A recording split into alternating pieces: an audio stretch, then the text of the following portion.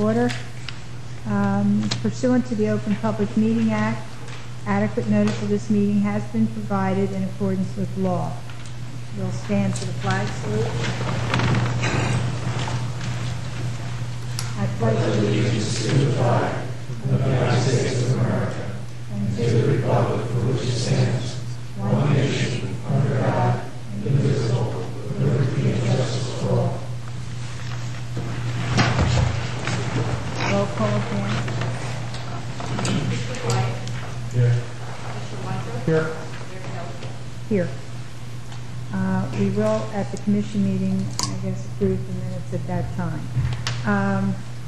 On the agenda tonight are those things that we will be voting on at our commission meeting next Thursday. The second reading will be of the private vacant lots to provide landscaping and ground cover regulations. If you remember, at our workshop last month, we talked about cleaning up the vacant lots and having either a covering on them or something so that they will look good and not be a sore spot in their neighborhoods.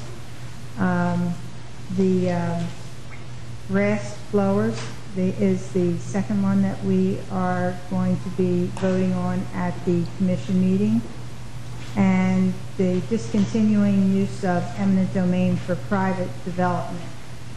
And then we will introduce the handicap parking. If you remember, there was discussion about placing 3 parking spaces for the handicap at the beach block on Somerset by Seashore Park.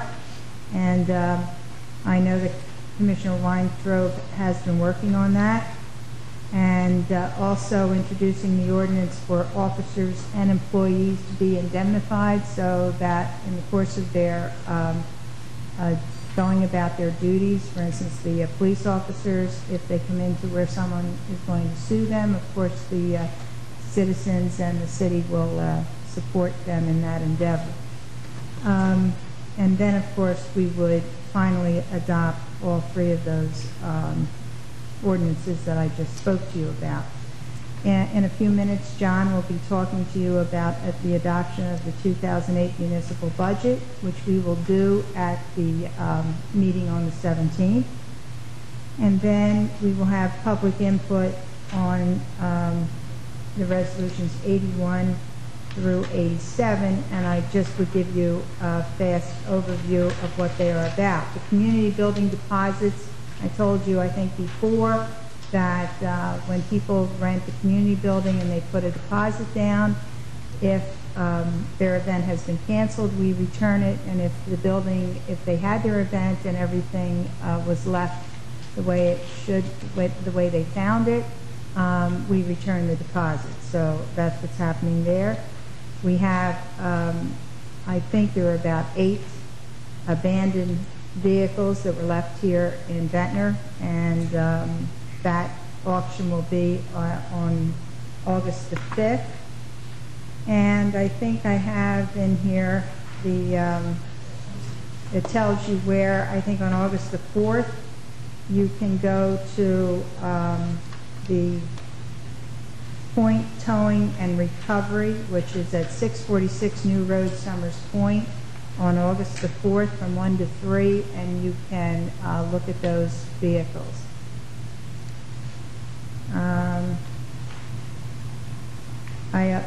We had, if you remember, Lieutenant Culbertson was here, I believe, in May, for those of you who came to that workshop, and he discussed with us the hiring of a fire attorney because we have close to $200,000 out there where people have not done what they should be doing for the fire codes, and they were fined and they are not paying their fines. And this gentleman would work on a contingency. He would not be paid anything but a percentage of what he collects, and would not cost the city anything. We're hoping, the fire department is hoping, that that will cause people to understand the fire rules and abide by them. Then also we have had an agreement with Longport for the use of the engineer that we have here. And we are extending that service until December 31st of '08, because I believe that ended in June 30th. That agreement ended, so we want to extend it until that time. And then the other is supporting Over the Limit Under Arrest 2008 crackdown, and that is drinking and driving. And it's a resolution that we support the Under Arrest 2008 crackdown, and they're asking all the municipalities in the state to do the same, and of course we agree with that. So. Also, in order to, there is a state grant that we get in connection with the Over the Limit Under Arrest crackdown. And we are passing a resolution supporting that in order to get those funds in order to help with the police overtime. Very good. That takes care of that. Very good. Thank you. Also, we will be adopting the JIF, which is our insurance company, as a loss control policy. And I've asked Drew if he will just speak to you a few minutes about exactly what that is. The mayor, as you know, has everybody in the audience is not a member of the Connecticut County Municipal Joint Insurance Fund, the acronym JIF, Joint Insurance Fund. There are 44 member towns. It's all the communities of Atlantic County except Atlantic City. All the Cape May County communities, as well as several in Cumberland County, and helps us to let our insurance costs down for property, automobile, liability, workers' comp. Most of our insurance companies are provided through the JIF. And in the beginning of this year, the JIF is a quasi-governmental body. It operates under Title 40 as well. And we adopted as a board at the JIF the reiteration of our safety policy. Because one of the benefits of the JIF is that it has a very strong safety program that helps not only keep our employees safe, protects our assets, and keeps our costs down. And at the beginning of this year, 2008, the governing body of the JIF adopted a policy asking all the member towns to reiterate their support of the safety policy and pass a resolution to that effect, which is what this resolution number 87